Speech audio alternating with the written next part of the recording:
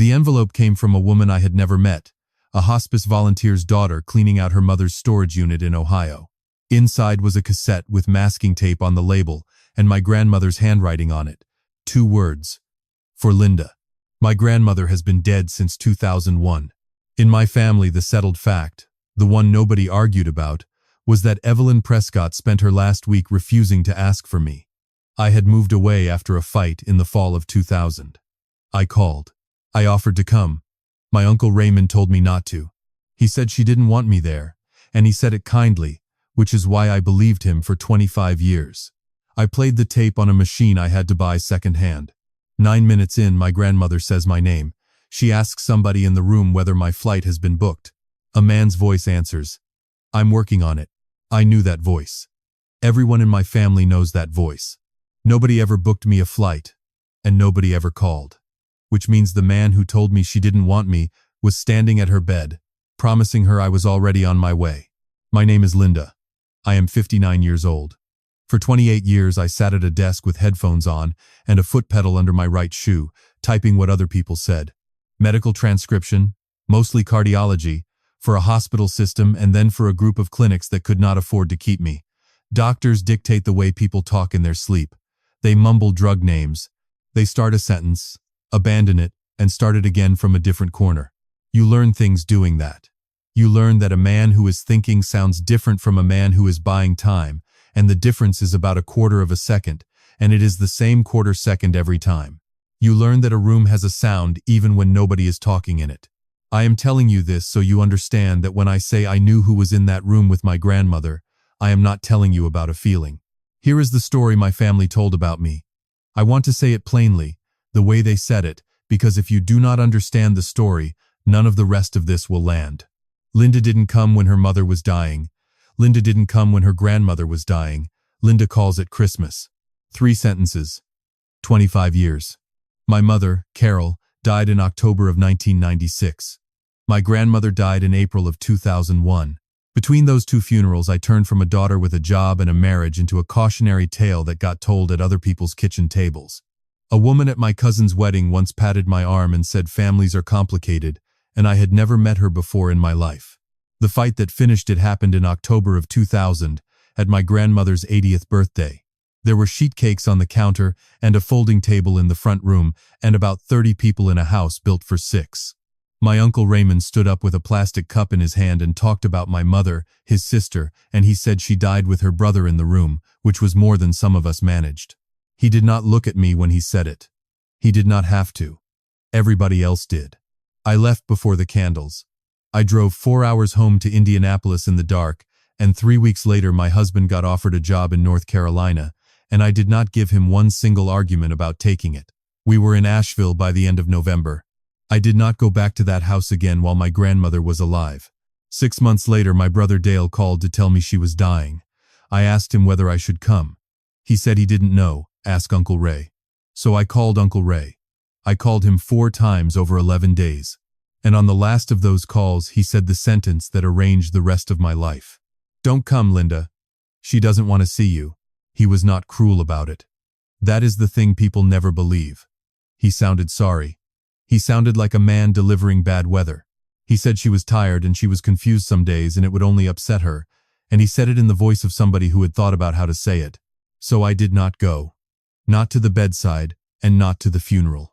I want to be clear about something before we go any further, because I am not standing here as an innocent party. Nobody physically stopped me. I had a car and a credit card, and 4 days between her death and her burial. I could have driven those 7 hours and stood in the back of that church and let people think whatever they were going to think. I chose not to. I told myself it was respect. It was not. It was pride, and it was fear of walking into a room where everyone had already decided what I was. That choice is mine, and I have never tried to give it away. The tape arrived on a Tuesday in March, 25 years later, in a padded envelope with a return address in Cambridge, Ohio. The woman's name was Dana. Her mother, Marguerite Whitcomb, had volunteered with a hospice program in Muskingum County for 19 years, and one of the things Marguerite did was sit with people and record letters for them when their hands had stopped working. Marguerite had a stroke in 2002. She lived another 22 years, in a chair, in a house full of boxes she could not sort. Dana was clearing the storage unit when she found a shoebox of cassettes and a list in her mother's handwriting. I played it the first time standing up in my kitchen with my coat still on. The second time I sat down. The third time I stopped being a granddaughter and started being a transcriptionist, and that is when I heard the other thing. 17 minutes in, the room changes. Not the voices. The room. The sound of that house simply stops, and then starts again slightly wrong.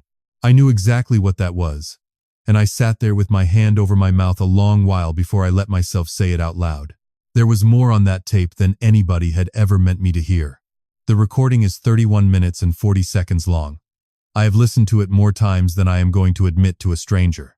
It opens with paper. That is the first sound, before any voice, a hand smoothing something on a bedspread, and then Marguerite Whitcomb saying, very close to the microphone, that it is recording now and to take her time. Then my grandmother says my name. Linda. My Linda. I need you to understand what that did to me, and I am not going to be able to explain it properly, so I will just tell you what happened. I put both hands flat on my kitchen counter like the floor was moving. That is all. I did not cry until much later, and when I did, it was about something else entirely. She sounds old on the tape. Older than 80. There is fluid in her breathing, and every fourth or fifth sentence she stops and waits, and you can hear the little suck of air she takes before she starts again. I have typed that sound off 1,000 dictations from patients too sick to sit up. She talks for 9 minutes about ordinary things. The peonies on the north side of the house and how they never did anything until the year my grandfather died. A blue coat I wore in the 3rd grade that she said made me look like a bank teller.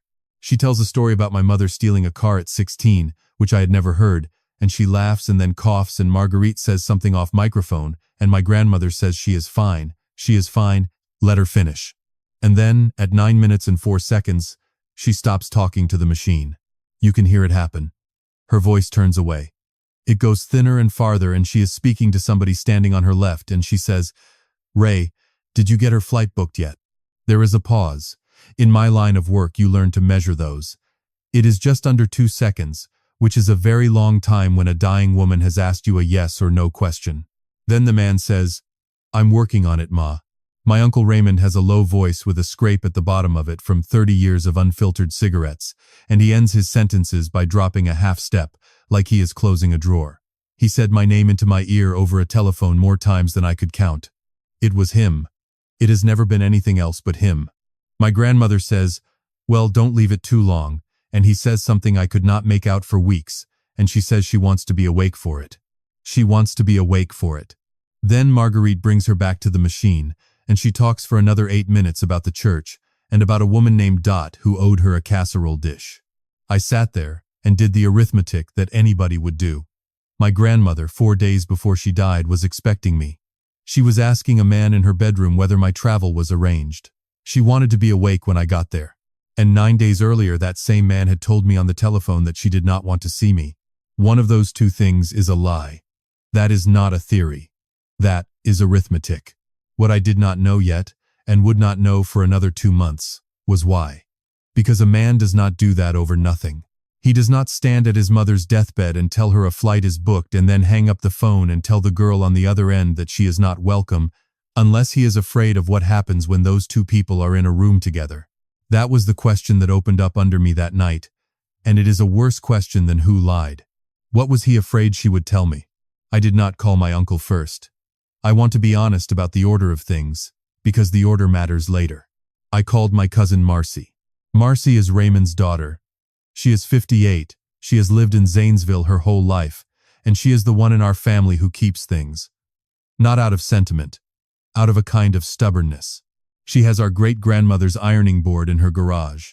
She has boxes labeled in marker in a crawl space under her house that no one has opened since the estate was settled. I told her about the tape. I gave her the timestamps, which is a transcriptionist's habit and a bad one in a family conversation, because it makes you sound like you are building a case before anybody has agreed there is one. There was a long quiet on the line, and then Marcy said, "Linda, honey, you are remembering it wrong." I said I was not remembering anything.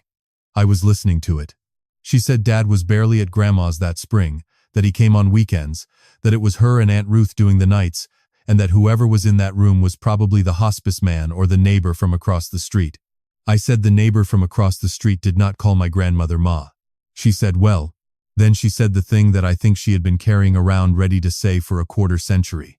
She said, you weren't there, Linda. You don't know what that week was like. You don't get to come in now with a tape.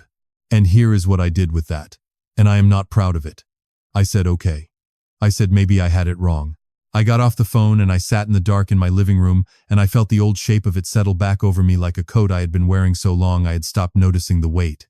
Because that is what 25 years of a story does. It does not just tell other people who you are. It gets into your own hands. Part of me genuinely wondered for about 2 hours that night whether I had invented the whole thing. My husband Gene came in around 11 and found me sitting there with the tape player in my lap. He is a retired heating and cooling man with the particular patience of somebody who has spent his life crawling into other people's attics. He said, play me the part. I played it. He listened twice with his coat still zipped. Then he said, that's Ray. I said, Marcy thinks I'm confused. He said, Marcy wasn't married to you for 31 years listening to you tell the same story about how kind he was on that phone call. I did not sleep that night.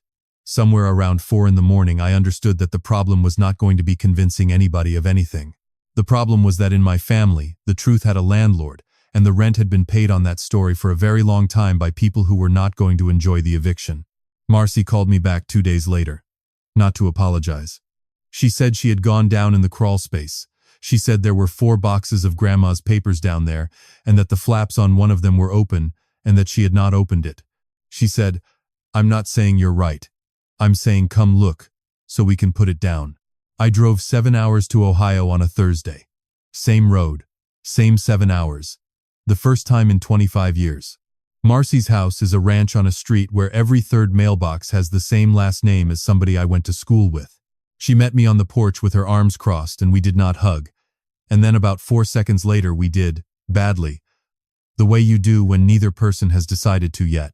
The boxes were on her kitchen table. She had carried them up herself. People imagine a diary in a box like that, with a ribbon around it. What is in a box like that is a 1989 tax return, a church directory, warranty cards for appliances that stopped existing before the towers fell, 6 photographs of the same fence. We went through them for 5 hours. Her husband came home, looked at the 2 of us, and went to the garage without saying anything, which I appreciated. The second box, near the bottom, had a rubber-banded stack of things from my grandmother's last year. Doctor bills, a pharmacy printout, a get well card from the church with 40 signatures on it, and a piece of thermal fax paper folded in 3, gone brown at the crease, from a travel agency on Maple Avenue that closed in 2004. It was a hold confirmation. That is what they called it then, when you could call a woman at a desk and she would put your name on a seat and give you a week to pay for it. It listed a departure from Asheville, a connection in Charlotte, and an arrival in Columbus at 3:15 in the afternoon on the 19th of April, 2001. The passenger name was misspelled. Lynda. My grandmother spelled my name wrong her entire life. She spelled it that way on birthday cards. It was a joke between us that stopped being a joke and became just how she did it. Marcy read it over my shoulder for a long time without saying anything. Then she went and got the checkbook register. Because Marcy is the kind of person who knows there is a checkbook register and knows which box it is in. Under April the 11th, in my grandmother's handwriting, which by then had gone loose and slanted, Kessler Travel, $312. $312 in 2001 from a woman on a fixed income who reused aluminum foil. Marcy sat down. She did not sit down the way you sit. She sort of arrived in the chair. She said, "This doesn't mean he lied to you." I said, "Tell me what it means then." She said Grandma got confused at the end. She said maybe she bought a ticket and forgot she never told anybody. She said maybe it was for somebody else. I said the name on it is mine, spelled the way only she spelled it. Marcy called her father from the kitchen. She put him on speaker without telling him I was there, and I've thought about that a lot since, because it means some part of her already knew. She asked him, easy as anything, whether Grandma ever tried to fly anybody in that last month. My Uncle Raymond is 82 now. He has an oxygen concentrator in his front room that clicks every few seconds, and you can hear it under everything he says, like a metronome nobody asked for. He said no. She asked if Grandma had ever mentioned buying a ticket. He said no. And then he said why. Marcy said she was going through Grandma's papers. And he said, "There's nothing in those papers." Not, "What did you find?" Not, "What papers?" "There's nothing in those papers." From a man who had just been told the boxes were open. Marcy looked at me across her own kitchen table with the phone between us, and something went out of her face that I had known my whole life and have not seen come back since. I did not sleep in Ohio that night. I got a room at a place off the highway with a parking lot full of work trucks, and I lay there listening to a truck idle and thinking about the 19th of April. My grandmother died on the 22nd. She had bought a seat on a plane that would have landed 3 days before she died. In the morning, Marcy called and said one word: calendar.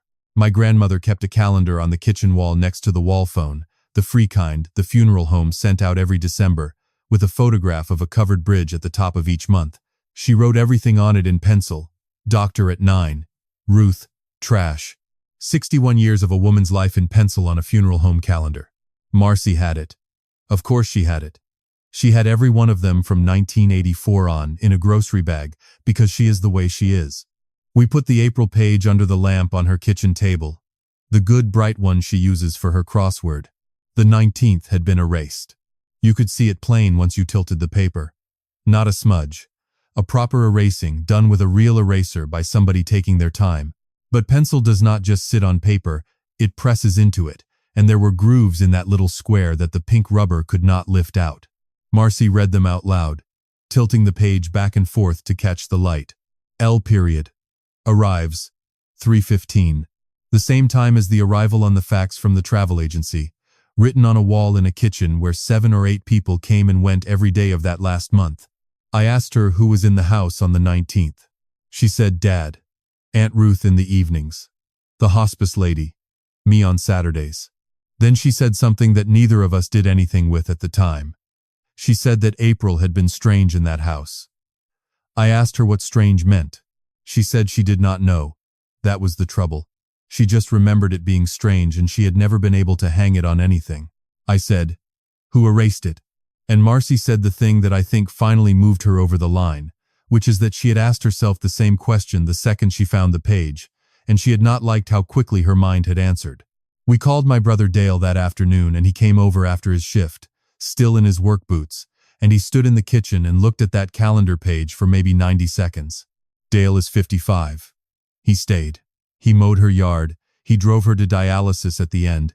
He did every single thing I did not do, and he has every right to feel about me the way he has always been careful not to say out loud. He said, "Okay, so Grandma wanted her to come. That's not the same as somebody stopping it." I said, "Somebody erased it, Dale." And he said, "Or somebody wrote it down wrong and fixed it." He said, "You've been out of this family for 25 years and you drove up here to prove a story about yourself." He said it flat. It was not even unkind. It was just what he had. Then he put his hand on the table, on the edge of the calendar page, not touching it, and he said, "But he told you not to come. I remember you telling me that." And he said it like a man setting a heavy thing down at the end of a long walk. 3 of us in a kitchen at 7 in the evening, and I could feel the story we had all lived inside starting to come loose at one corner. Here is where I got it wrong. And I got it wrong in the most ordinary way a person can, which is that I went looking for a motive that made sense to me, instead of a motive that made sense to him. Money. It is always money. If you had told me the story I am telling you, I would have said money before you finished. My grandmother owned her house outright, a 2-bedroom on Sedgwick Street with a bad furnace, and after she died it sold for about $70,000. There was a small annuity from my grandfather's plant pension and a savings account. So I built a theory on the drive back to North Carolina, and it was a good one. My grandmother had wanted me at that bedside because she meant to change her will. Raymond knew it. Raymond kept me 400 miles away for 11 days, and she died before she could sign anything, and the money went where it had always been going to go. It fit everything. It explained the ticket, the calendar, the phone call, the erasing. It explained the 2-second pause before he said he was working on it. It was completely wrong, and the proof had been sitting on Marcy's kitchen table the whole time. The will was in the second box. It had been in the second box while we were reading warranty cards. Executed in June of 1998, 3 years before she died, witnessed by 2 women whose names I did not know. No codicils, no amendments. Nothing changed in the last 2.5 years of her life.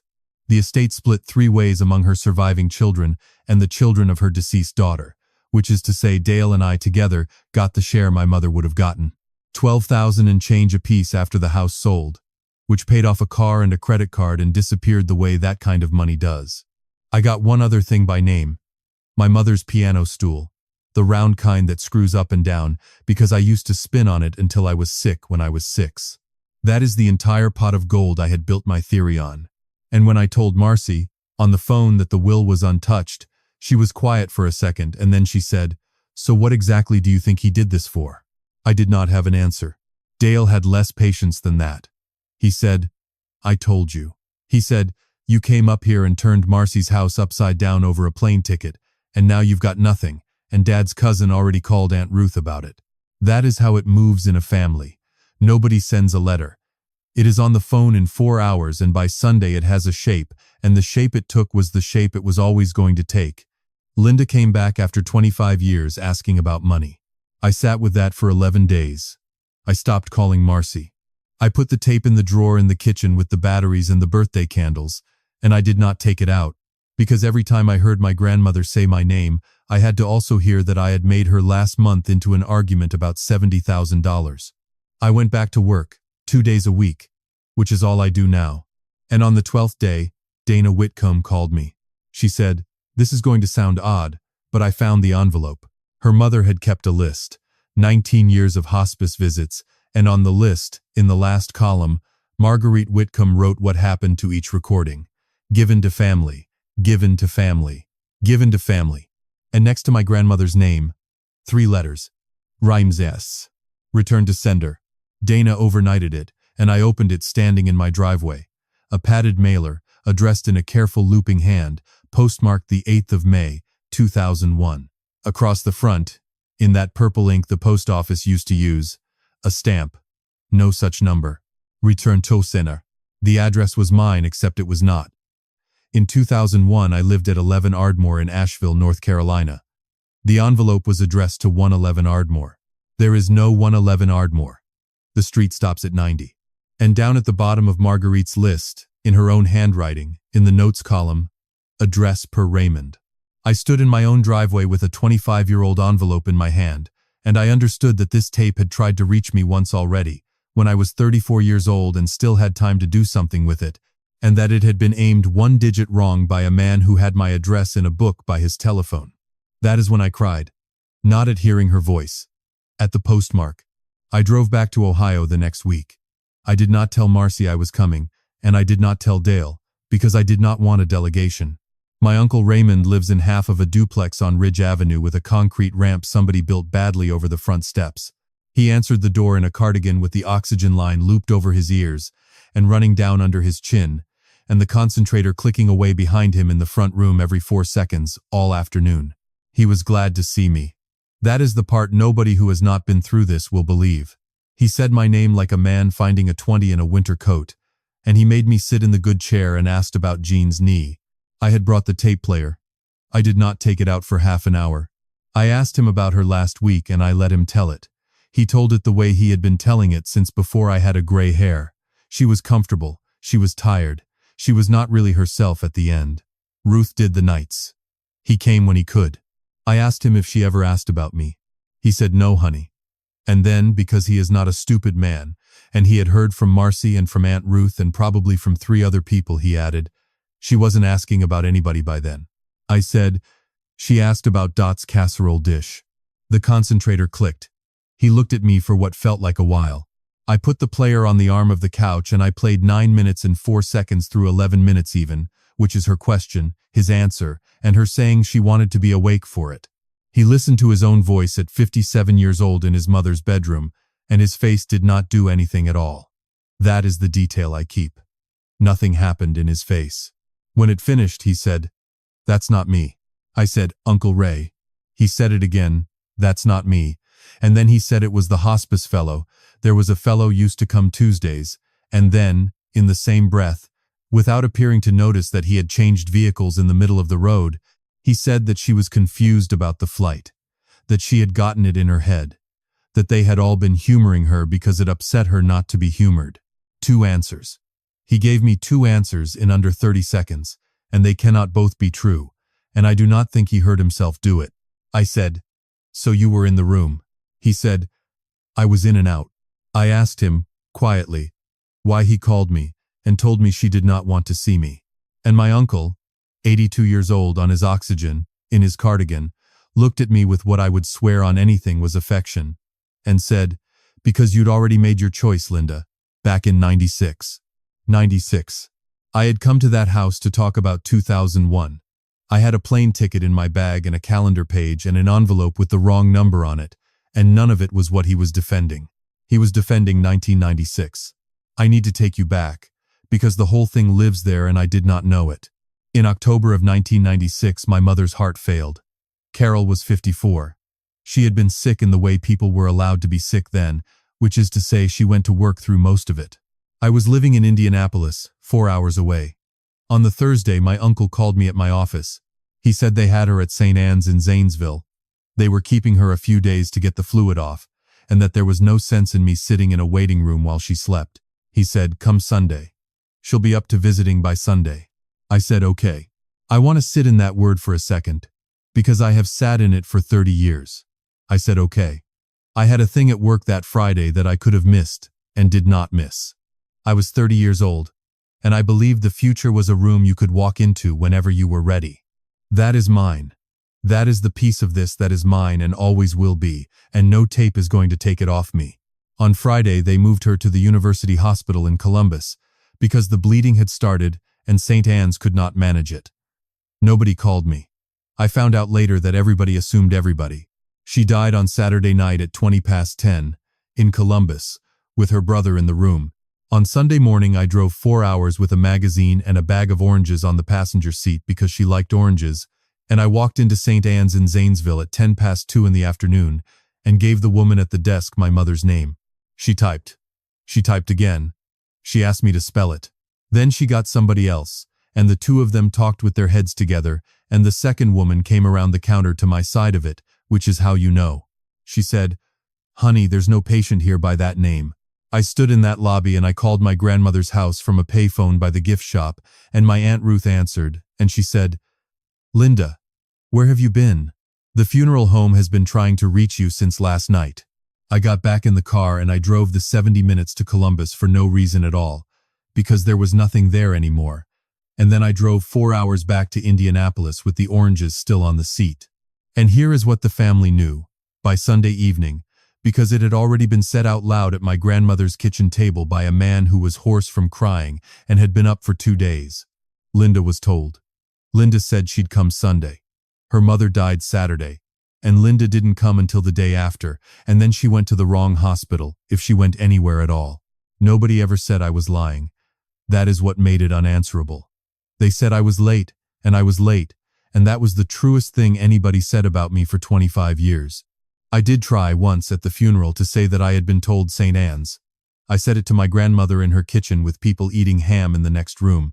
She looked at me the way you look at somebody who is trying to arrange the furniture in a burning house, and she said, "Linda, don't." So I stopped saying it. For 30 years I stopped saying it. And after a while, and this is the thing I want anybody listening to understand, I stopped being sure.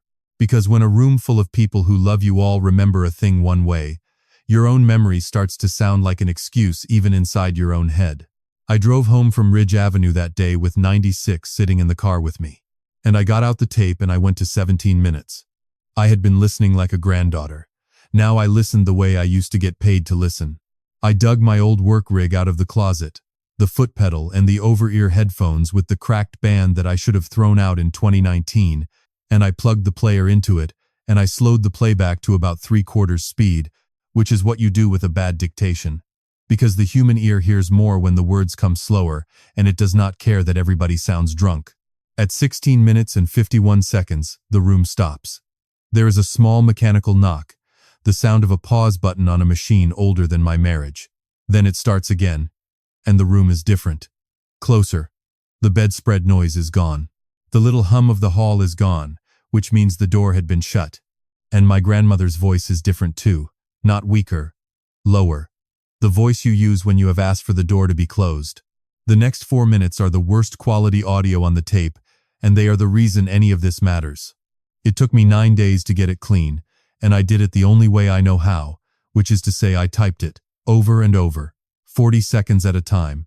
Foot pedal, back up, 40 seconds again. If you have never done it, you would not believe what the 20th pass gives you that the second pass does not. She says Marguerite's name first. She says, "Is it still going?" Then she says, "I want this on there." Then she says my mother's name, and the year, and the words that took me the better part of a week to be certain of.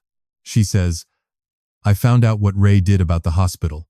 And then, a little later, after a long stretch of breathing, she says, "There's a green notebook in the desk. The one I kept by the phone. I want her to have the page from October." And then she says the sentence that I have not been able to put down since. She says, "I have been wrong about my Linda for 2 things she never did, and I have been wrong for a long time." I called Marcy at 10 o'clock at night and read it to her off my own transcript, and she did not say I was remembering it wrong. She said, "Be here Saturday." The desk was gone. It went at the estate sale in 2002 for $40, which I know because Marcy keeps the sale sheets, because of course she does. But a desk is a piece of furniture, and what was in it is paper, and paper goes in boxes. It took the 2 of us 4 hours in her crawl space with a work light, and it was in the 4th box, under a bundle of Sunday school certificates with my mother's name on them, and it was not green anymore. It was gray. But it had been green once, and my grandmother would have called it green until the day she died. A spiral notebook. The small kind that lived under a wall phone in every house in this country for about 50 years. Numbers on the inside cover. Doctor, plumber, Ruth. And then page after page of a woman writing down who called and when. October, 1996. Marcy found it, and Marcy read it first, and Marcy did not hand it to me for about 10 seconds, and I have never asked her what she did with those 10 seconds. The 10th, a Thursday, in handwriting that is not my grandmother's. Bigger. Backhand. A man's rushed printing, the same printing that is on the back of every photograph he ever labeled at Christmas. Called Linda. St. Anne's. Coming Sunday. The 11th, a Friday. In my grandmother's small, careful hand. Carol moved to Columbus this AM. Ray to call Linda. And then nothing. No entry for the 12th. The next thing written in that notebook is on the 15th, and it says, Fielders, ham, and a phone number, because somebody has to arrange the food after a funeral, and my grandmother was somebody. 2 lines in 2 different hands, 11 words apart. He told me St. Anne's on Thursday. She was moved on Friday. He was asked to call me, and he did not call me, and my mother died on Saturday night, and on Sunday I walked into the wrong lobby and became, permanently, in every mouth in that family, the daughter who did not come. I sat down on a crawlspace floor in Ohio at 59 years old, and I read those 11 words about 9 times. Marcy said, "She found this." I said, "What?" She said, "That spring. Grandma had all this out on the bed for weeks, sorting it. She wanted it settled. And there was a day in April, and I came in the back, and Dad came out of that bedroom and went straight through the kitchen and out the storm door, and did not say a word to me, and I heard him sitting in his truck in the driveway for 20 minutes. And I never knew what that was. I have wondered about it for 25 years. I said, "When in April?" Marcy said, "Before the tape." "A few days before the tape. So this is the order. And once you have the order, you cannot unsee it." My grandmother, getting her papers straight to die, opened a notebook and read her own handwriting and understood what had happened to me in 1996. She asked her son about it.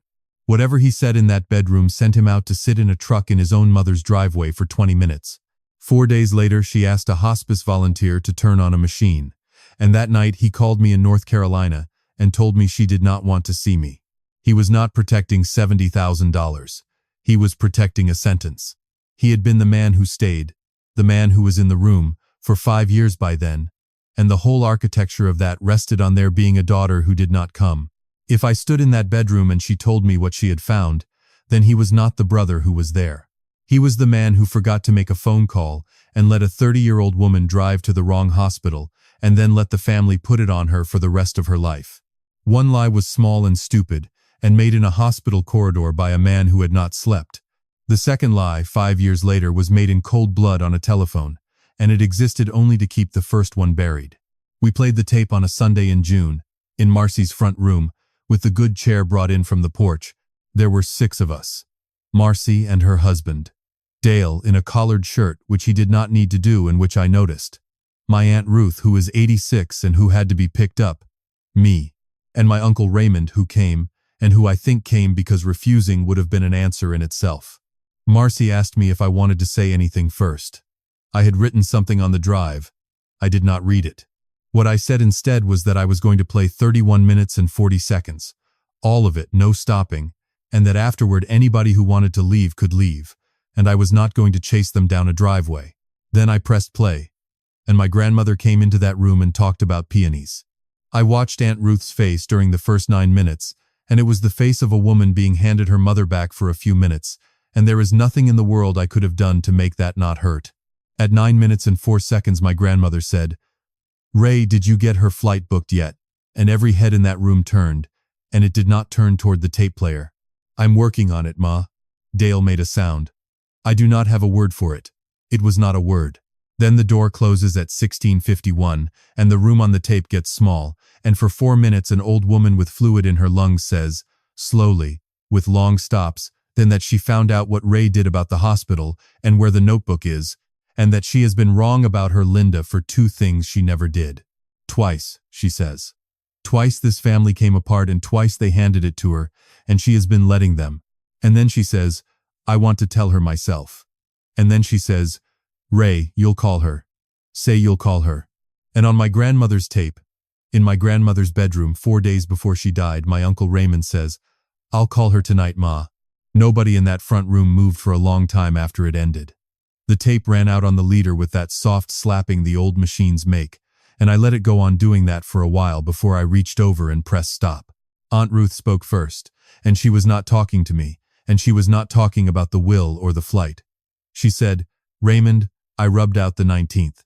She said, "You told me on the phone that she wasn't coming after all, and Mother was upset looking at that calendar, so I got the eraser out of the drawer." That is the answer to a question I had carried for 3 months. There was no conspiracy standing on a kitchen chair with an eraser. There was an aunt of mine, 61 years old at the time, doing a small kindness for her mother based on a lie somebody told her on the telephone. My uncle did not stand up. He did not shout and he did not weep.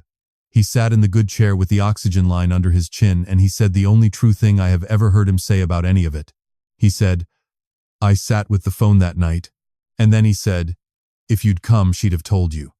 And then everybody would have known it was me." I said, "Known what, Ray? Say the whole thing." And he said, "That I never called you back on the Friday. That was it. That was the entire crime." He had not schemed in 1996.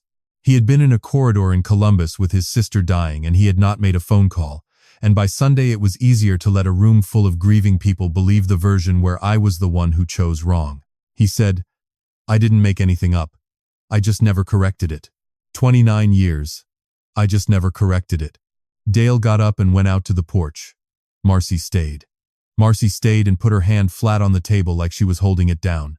I took the cassette out of the player and put it in my bag, and I said the only thing I had left, which was that I was not going to make anybody choose sides and that I was going home in the morning. Then I drove 7 hours south with a cassette in a bag on the passenger seat, and this time there were no oranges. Here is what did not happen. I did not sue anybody. There is nothing to sue over. I did not put it on the internet, and I did not call the cousins in Michigan who used to look at me a certain way at reunions, and I did not stand up at anything and read anything out loud. I thought about all of it. I want to be honest. For about 2 weeks I had a whole speech and a list of 11 people who ought to hear it. What stopped me was not that I am a good person. What stopped me is that I finally understood the machine. The machine is a story that gets repeated until it becomes furniture in a house, and you do not fix that by burning the house down with everyone still in it. You fix it by putting one true thing in the middle of the room and letting people look at it. I played it once. That was enough. 25 years came apart in 31 minutes and 40 seconds in a front room in Zanesville, Ohio, on a Sunday in June, and nobody had to be destroyed for it to happen. My Uncle Raymond has not called me since. He is 82 and he is not well, and I expect the next call I get about him will be from Marcy, and it will be short. I have decided something about that, and it is not the noble thing. I have not forgiven him. Not yet, and maybe not at all, and I have stopped apologizing to myself about it. What I have done is decide not to spend the rest of my life carrying him. Those are different jobs and people mix them up. Marcy calls on Wednesdays now. She apologized properly once, and then she made the mistake people make, which is trying to apologize a second time, and I told her the second one was for her and not for me. She took it well. She sent me a photograph of the ironing board in her garage and asked if I wanted it. I said no. She sent it anyway. Dale is harder. Dale did the 25 years of yard work and dialysis runs that I did not do, and none of what came out of that tape gives him those Saturdays back. What he said to me on the porch that night was, "So it was him." And then, after a while, and I still had to do it all by myself. Both of those are true. We are working on it slowly, in the way of two people in their 50s who have to invent a relationship out of nothing while they still have the time. Aunt Ruth calls me about once a month and does not mention any of it. And I let her not mention it. And my grandmother is still dead, and she died on the 22nd of April, 2001, without me in the room, and the ticket she paid $312 for was never used. That does not get fixed. There is no ending where that gets fixed. The truth came back to me and the 25 years did not come with it. If your family has a story like mine, one everybody agrees on and one person has never been able to answer, go ask that person about it while you still can. That is all I have to say about that. The piano stool is in my front room. It still spins. Most nights I do not touch the tape, but every so often, and I could not tell you what makes it one of those nights, I get it out of the drawer and put it in the machine and go straight to 9 minutes and 4 seconds, which I could find in my sleep, and I let it run for about 90 seconds. She says, "Ray, did you get her flight booked yet?" And in my own kitchen, out loud, to an 80-year-old woman who has been in the ground since 2001, I say the thing that nobody said to her while she was waiting. "Yes, Grandma, it's booked. I'm coming." She was not sitting in that bed forgiving me. That is what I had braced for my whole adult life. The letter or the message or the deathbed line where somebody says they forgave me for what I did. She had found out there was nothing to forgive. She spent 4 of her last days trying to get me on a plane so she could tell me so, and she never got to. But I know. And at 59 years old, in a kitchen in North Carolina with a cheap secondhand tape player and a woman's voice coming out of it, that turned out to be enough to be going on with.